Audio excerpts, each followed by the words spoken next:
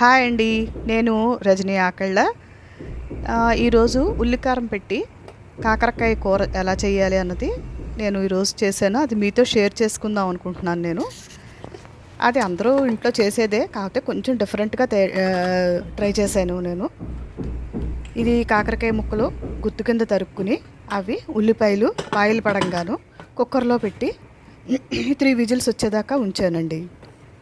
3 whistles వచ్చిన తర్వాత అది బయటకు తీసి చూడండి, కాకరకాయ ముక్కలన్నీ చక్కగా ఉడికిపోయాయి. చాలా సాఫ్ట్గా బాగా ఉడికాయి. ఉల్లిపాయలు కూడా చక్కగా ఉడికిపోయాయి. అవి విడిగా మనం తీసుకుని వాటిని మనం ఇప్పుడు ఉల్లికారంలోకి పేస్ట్ చేసుకోవాలి. ఈ కాకరకాయలన్నీ కూడా మనం విడిగా తీసుకుని వాటిని నూనెలోనూ ఫ్రై చేసుకుందాం.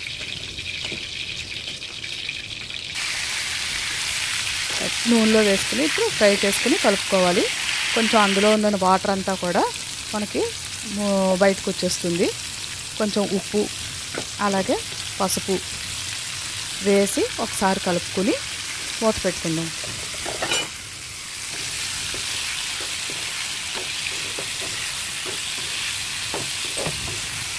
ఇది అందరూ రెగ్యులర్గా చేసేదే, కాకపోతే కొంచెం ఉల్లిపాయలు మనం మగ్గబెట్టుకోవడం వల్ల చాలామందికి పచ్చివాసన వస్తుంది. అది నచ్చదు.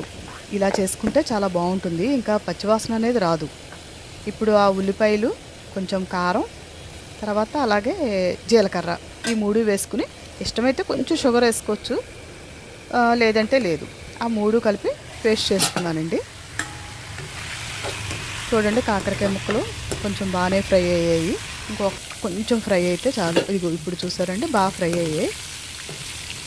ఇప్పుడు ఈ ఫ్రై అయిన తర్వాత వీటిని ఆ ఉల్లి ముద్ద వేసేసి మనం బాగా కలుపుకోవాలి. కలుపుకొని ఒక 5 మినిట్స్ మూత పెట్టుకుని ఉంచుకున్నామంటే మనకి కూర రెడీ అయిపోతుందండి. జస్ట్ అది కొంచెం గిన్నె కడిగిన వాటర్ కొంచెం వేసుకుంటే సరిపోతుంది, 2 స్పూన్స్.